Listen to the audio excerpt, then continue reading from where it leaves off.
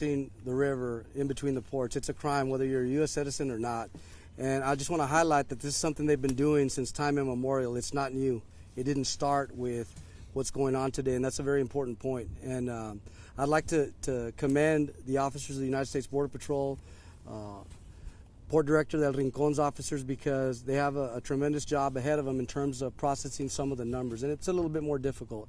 And I would echo what Deputy Director Collins is talking about, or Deputy Special Agent Collins is talking about regarding funneling people through these ports. I think it's the best way to handle this thing.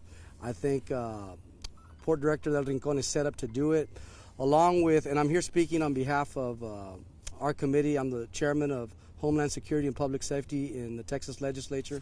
My name is Poncho Nevares, and I'm here to tell you that the DPS is augmenting what the Border Patrol is doing in between the ports of entry, helping with the humanitarian part of this, and also directing folks, as the Border Patrol stated, directing folks to get processed for asylum. They do not process asylum requests, and the state will not provide any effort in actually processing the asylum other than getting them to a point where they can do that.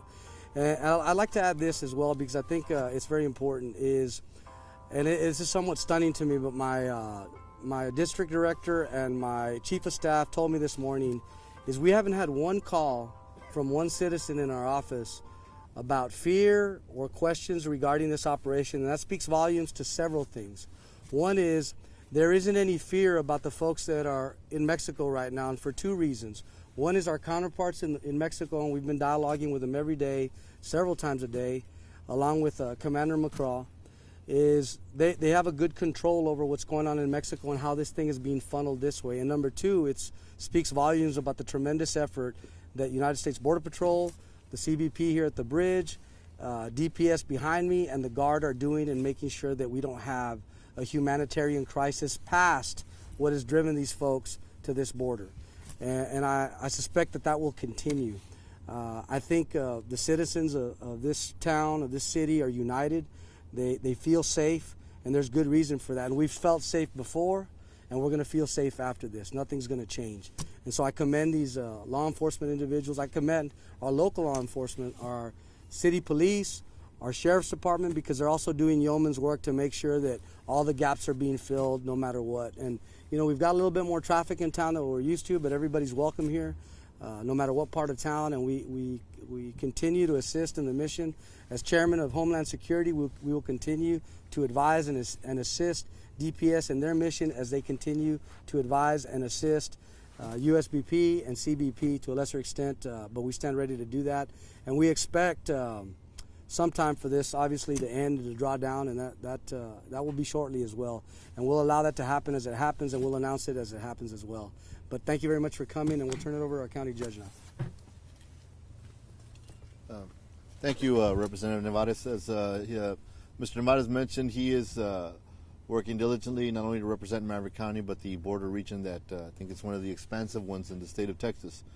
I'm just here to let you all know and to let the public know, our residents know, and reiterate that the individuals that are down here right now, individuals that are working with us, more members of the USBPS, CBP, Texas Department of Public Safety, and also Texas National Guard, that these individuals are here to help the citizens of Maverick County, to make sure that everything is done correctly and properly.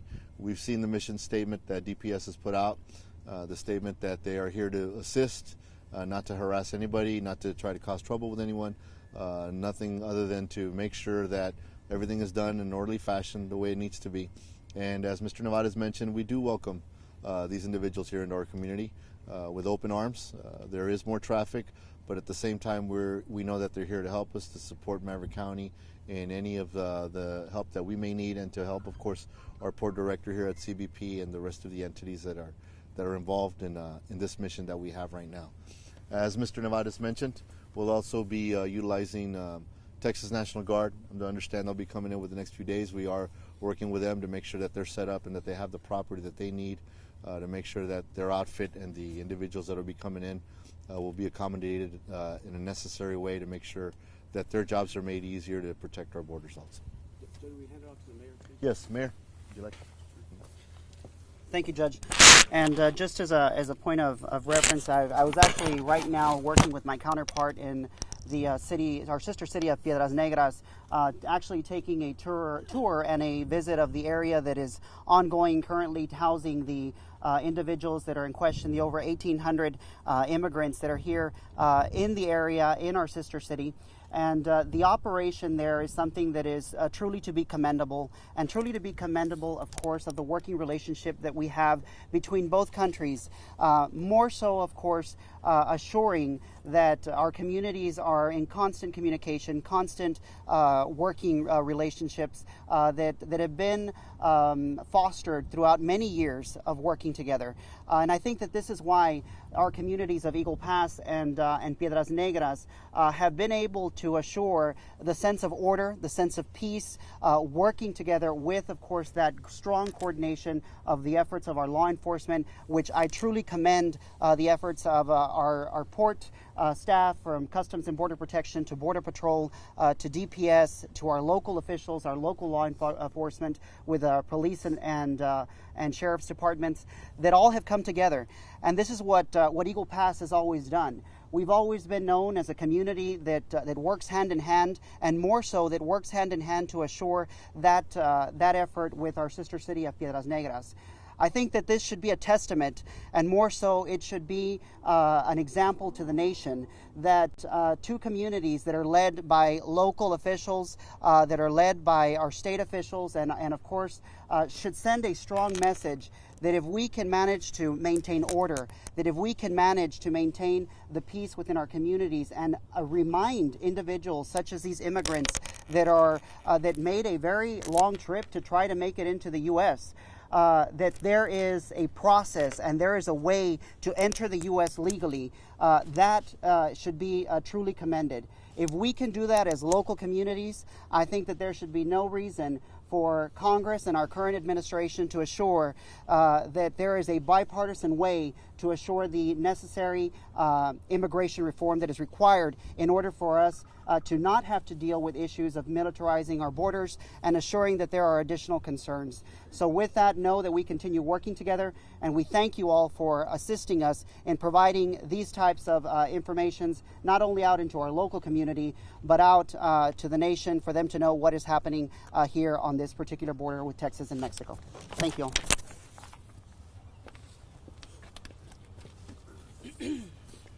That being said, that's it for the press conference, unless anybody has any questions.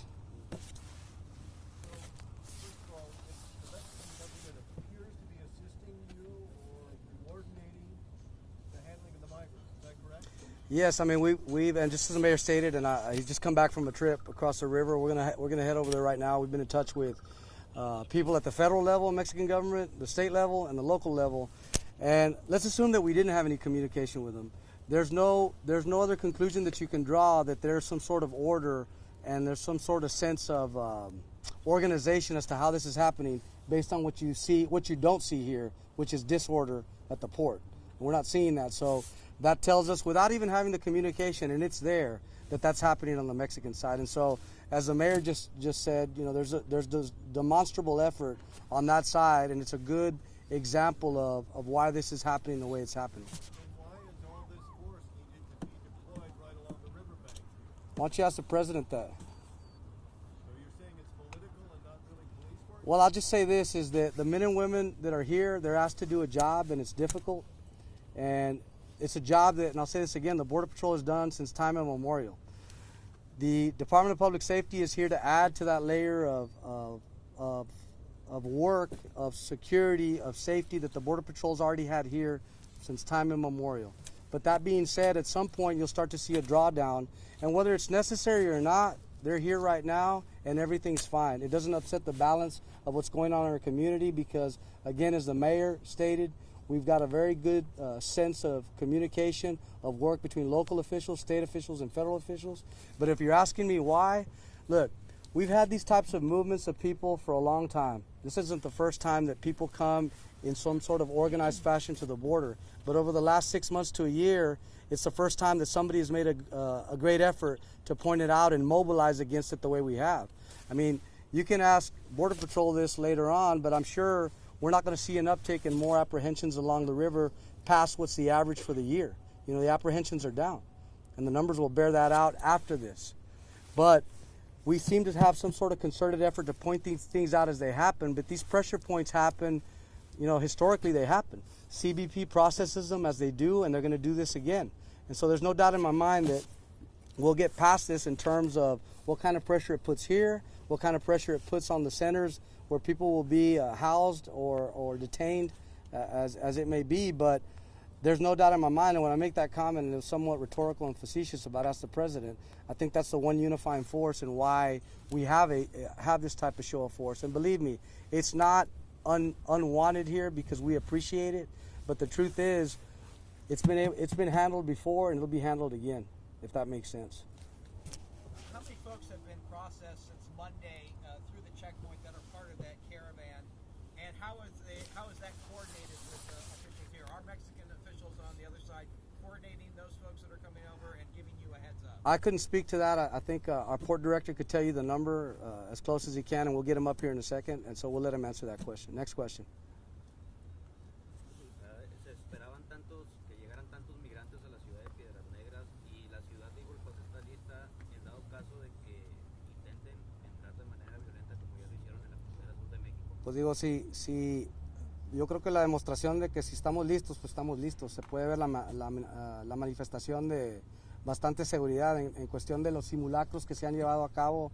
Yo creo que la preparación y los preparativos para algo violento pues ya está asegurado en diferentes puestos y lugares a través del condado y la ciudad, pero algo me dice que no va a ser necesario, resumen el control que se está llevando a cabo en México y basado en el simulacro y la fuerza que estamos viendo de este lado, y también los ejemplos que hemos tenido en otros puertos donde hubo menos organización y la mano no existía estrecha de la comunidad, de comunidades ambas, y es lo que veo distinto. Entonces, en corta puesta a tu pregunta, estamos listos.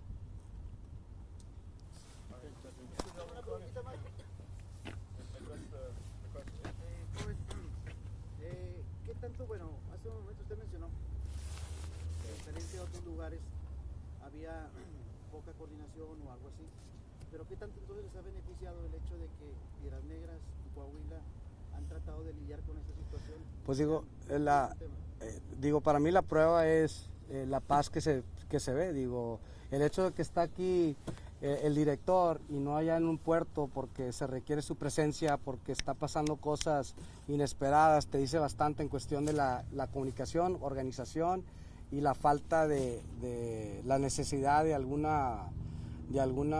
episodio o masa de violencia por medio de la gente que está aquí. Digo, es evidente. Lo que no estamos viendo es la evidencia de la preparación, los simulacros, la coordinación. Entonces ya tenemos que 3 días, 4 días así. Entonces para mí ya está bastante comprobado que el método que está llevando a cabo CBP, United States Border Patrol, los locales, estatales, está funcionando de una manera muy positiva.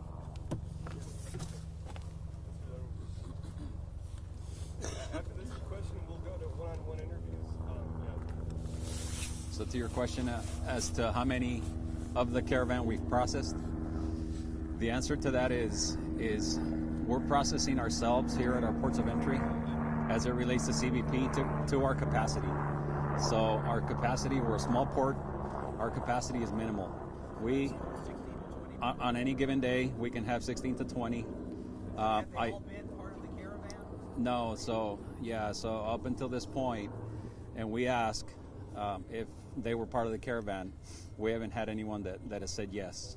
So it was people that were here before it, and we're relying on their responses. So so it's hard to say if they were or if they are, or that thing. But it's as soon as we can process what we have at our facilities, and they're transported, then we bring in the next 16 and so on and so forth. And that's a daily process. Are you getting any kind of coordination with the Mexican authorities, or any heads up on who's coming over or anything like that? So we've got great communication with our partners in Mexico, and it just varies depending on weather and other situations. Whenever it is that they prefer that people not be on bridges, our job is to come out to that queuing location and get the next 16 people that are in line, whether it's 16, 5, whatever it was that we processed and left. But we try, to maintain ourselves at that 100%. Right now, we actually find ourselves at about 150% to our capacity, and that's not many more. But it's our part to ensure that we're processing as quickly as we can and going to those next people in line. And any efforts to try to speed that up or increase? Absolutely. The process more? The thing is about ports of entry, about these bridges, is that they were never designed to house people, to house 16, 20 people or more. Ports of entry are locations where you present yourself for inspection, you're inspected, and either released or you're referred and inspected further in secondary, but soon after you're released, right? So never was it anyone's plan to have people at ports of entry for that long. Could you explain to where those people are transported? The people that we process. You process. So they go to detention centers. Yes. Right? So it just depends. Right. They are not set with a piece of paper in their No. hand to walk freely. No. They go to detention centers in the U.S. Thank you, sir. The people who were rescued in the river today, were they part of this caravan? I'll defer to the Border Patrol for that one. Ahorita les voy a dar en español a los demás. No, they were not. You made reference to that National Guard troops being in the system. We've known that federal troops were coming in. What is their role and where are they being deployed? There's different roles for different. We have different elements coming in. As far as the guard troops that Director Rincon was talking about, those are up here hardening the ports. They're also providing force protection for us, providing safety for our troops as well. There are different missions that will be coming in. The Texas National Guard will be coming in, I believe, Monday is what we had heard. Those will be assigned directly out here with us as well, and we will get them mission sets as well. Will they take some of the Texas troopers away? In other words, No. is there a shifting of this role and handing it over to the National Guard? No. They will work alongside both of us. Now, given the reported saturation of shelters in Piedras Negras, do you all expect migrants who do make it either through Coahuila, even though the governor said they wouldn't accept anymore, do you expect any movement or shift in migrants going to other ports such as Laredo? It is a possibility. We have the normal traffic for this sector, for this area for us, doubled in the last couple of weeks. And from that point, at the beginning of this migrant crisis early in the week, that doubled again. So it has dropped off significantly since we have put our forces out here, since we have beefed up the Border Patrol presence from our sister sector. We have agents coming in. We brought in the DPS. The DPS has been great for us. They've been a great asset, a great partner in this. And since that has happened, our traffic has reduced. And do you know of any other migrant caravans that are on their way north, whether it be in Mexico, Central America? Can you give some understanding of almost 2,000 here made it? Are there any more behind them? Yeah, we don't know. We know there's migrant caravans out there at different points along the way. We do not know where they will hit the border. Thank you. I have copies of a news release about the rescues this morning if anyone needs them. We also have imagery online on our website. If anyone hasn't signed in, Mr. Fauza has a list here. If you want to be notified of future events, put your contact info down. Here you go.